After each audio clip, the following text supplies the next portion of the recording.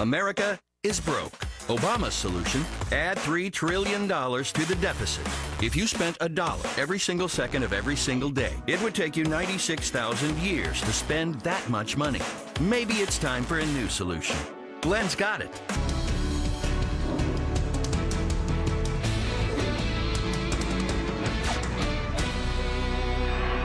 There's a group that you may never have heard of called the 99ers, but you will hear about them more and more in the coming year.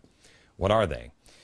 Well, they are workers that have been out of work for 99 weeks, but now they have organized into a union, the American 99ers Union. Their goal is to get Congress to extend unemployment benefits another 20 weeks. I want to be very clear here. There are people that do not want to work. And then there are people that do want to work.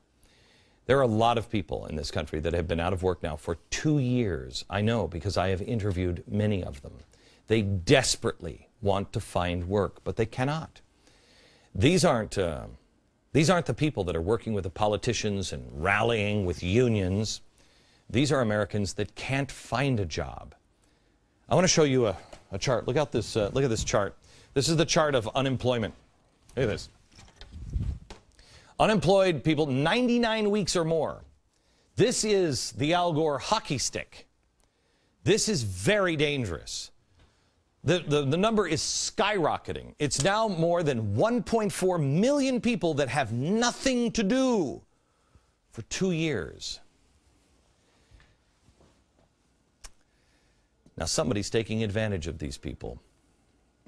You know, it's amazing to me because I look at the policies that are creating these things and the obstacles they are using to keep people from going back to work and stop people from creating new jobs.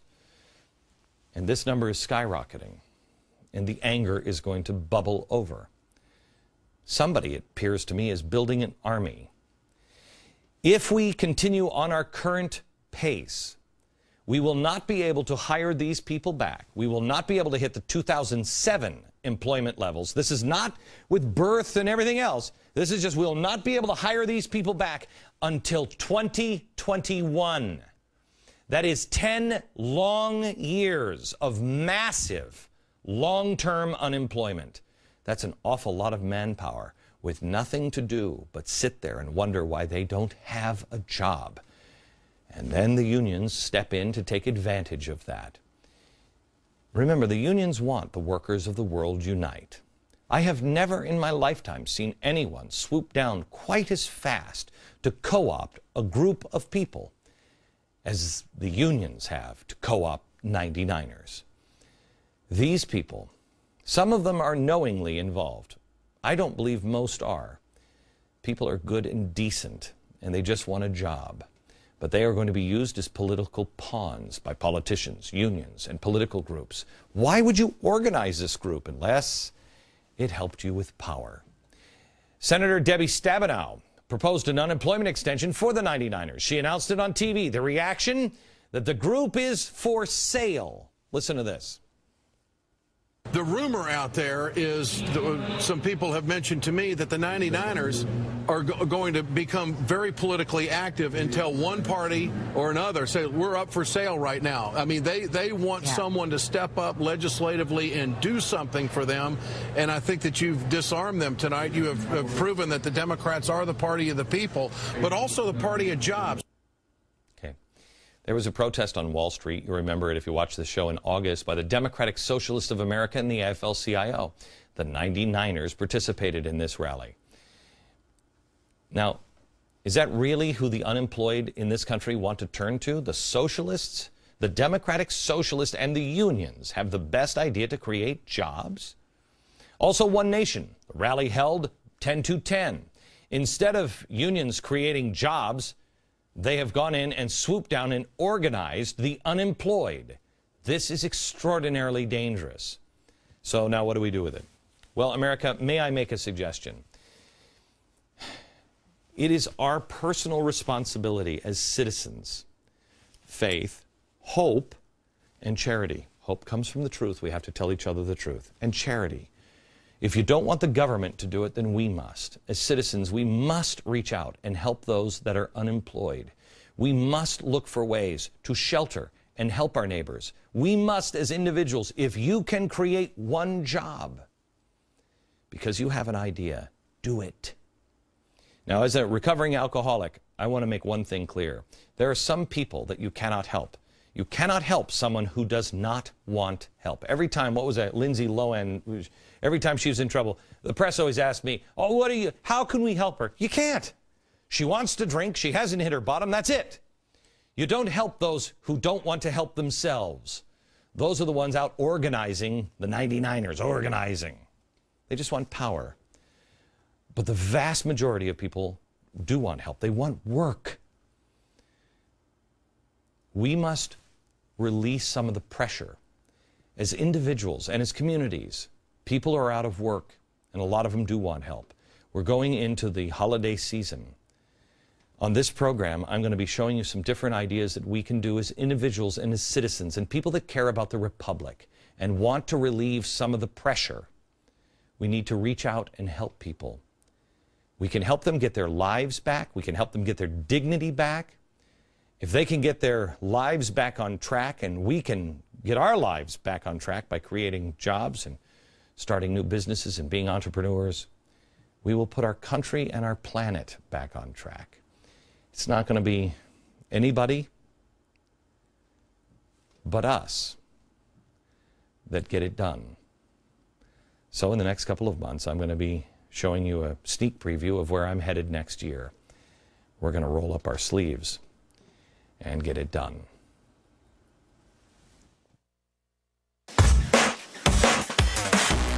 America is broke. Obama's solution, add $3 trillion to the deficit. If you spent $1 every single second of every single day, it would take you 96,000 years to spend that much money. Maybe it's time for a new solution. Glenn's got it. Next.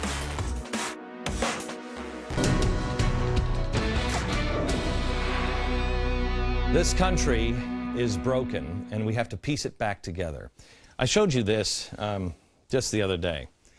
It is a map of the country, and it's kind of what we are.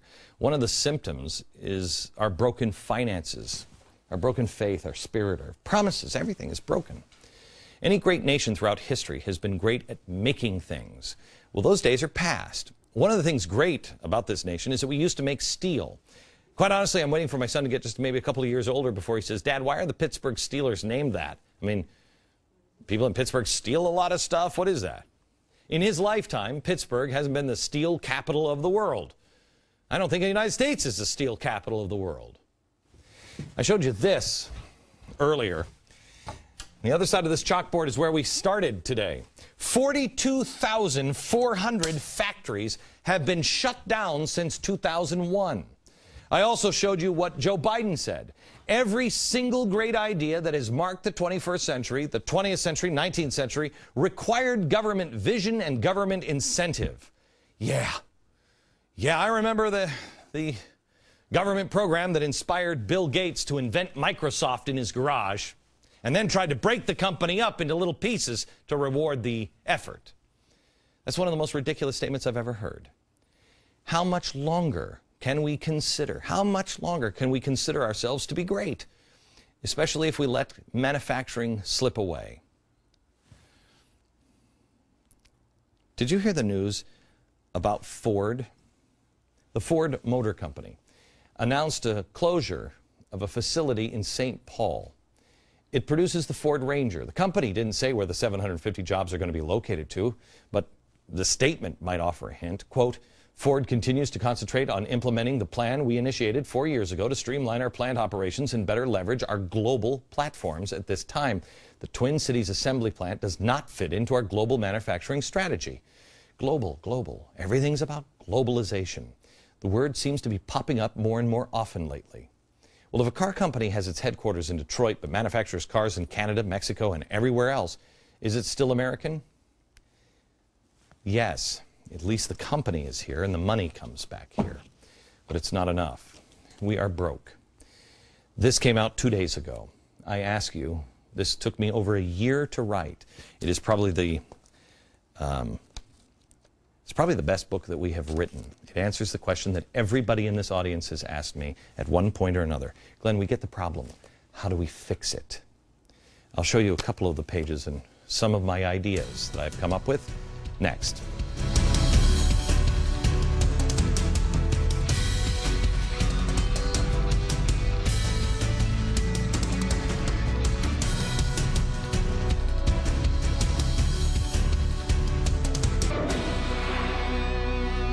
The back of the book, broke.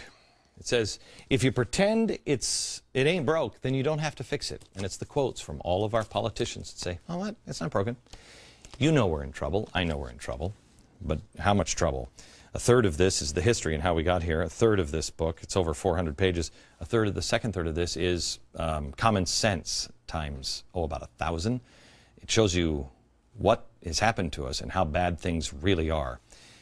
For instance, we don't even have a budget from Congress, and we still have a $1.31 trillion deficit. And since Obama got into office, we've borrowed $3 trillion. To give you an idea of how big $1 trillion is, 1 million seconds is 11 days. 1 billion seconds is 31 years. 1 trillion seconds is 32,000 years.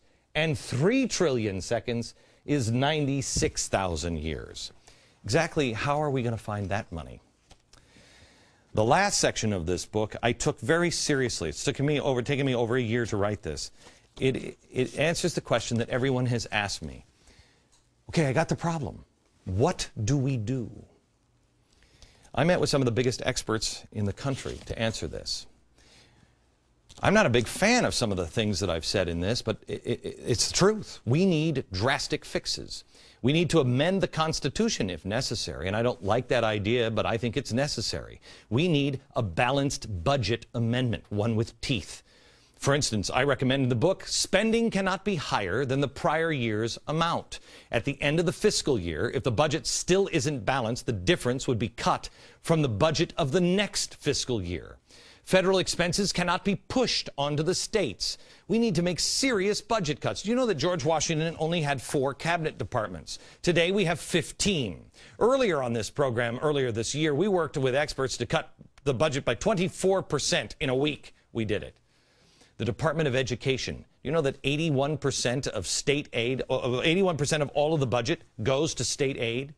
The Energy Department, 47%. Of all of its budget, 47, almost half, is dedicated to departmental purchases. What are you buying? There's so much more in the book. Tough solutions, things that you won't like. But this is the thing that I have put together because you asked me to do it. What is the answer, Glenn? Restore our truth, our trust, and our treasure. Broke, available everywhere.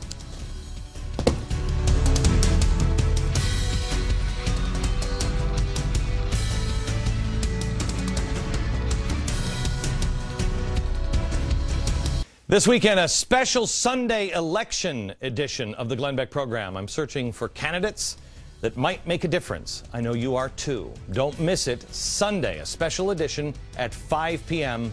Election Special from New York. Good night, America.